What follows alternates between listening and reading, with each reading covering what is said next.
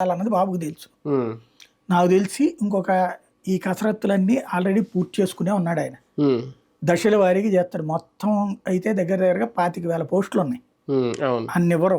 ఉమ్, ముందు ఒక 500 1000, ఉమ్, ఆ తర్వాత ఈ సంబరం అంతా అయ్యాక అంటే ఆ సంతోషం ఎక్స్పోజ్ కావాలి. అంటే కడుపు మార్చి అన్నం పెట్టడం వేరు, అడగగానే అన్నం అంటే పెట్టడం వేరు. ఎప్పుడైనా సరే మీకు కడుపు. బాబుకి జగన్కి ఉన్న తేడా అదే. ఉమ్, ఇతను కడుపు నిండా పెట్టి ఉమ్, రోజు చూడమంటే ఉమ్, విలువ తెలియలేదు, రుచి.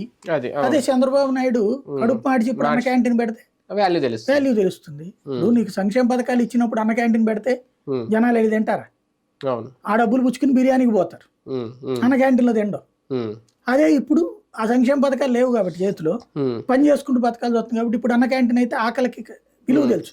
అవును. ఉమ్, విలువ తెలియాలనే రకం చంద్రబాబు. ఉమ్. తప్పేం లేదు అది. కూటమిగా ప్రభుత్వం ఏర్పడడం కూడా నామినేటెడ్ పోస్టులు భర్తీ ఆలస్యానికి ఒక కారణం అవుతుందా? అంటే ఆ ఎలక్షన్కి ముందు వినుంటారు మాట, ఇప్పుడు అధికారంలోకి వచ్చేసిన తర్వాత మేము 100% ఆక్యుపెన్సీ మాకుంది అని జనసేన అనుకోవడం, బీజేపీ కూడా మా మార్క్ మాకుంది అనుకుంటే మాట వినట్లేదేమో, అది తర్జన భర్జన పడుతున్నారా? 2019లో ప్రభుత్వం దిగిపోయింది కదా. ఉమ్, 14-19 మధ్యలో ఎన్నిసార్లు ఎప్పుడు ఇచ్చారు చెప్పడం? ఉమ్, ఒకసారి చెక్ చేసుకోండి. ఉమ్,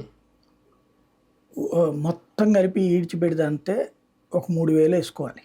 ఉమ్, అది కూడా 16-17 టైంలో ఒకసారి, ఉమ్, 18-19 టైంలో ఒకసారి, ఉమ్, ఈ బీజేపీతో కూడా పడ్డప్పుడు. అవును. అప్పటికి బోల్డ్ పోస్టులు ఖాళీగానే ఉన్నాయి, ఉమ్, ఇవ్వాల. ఉమ్, ఆయన ముఖ్యమైనటువంటి వాటిని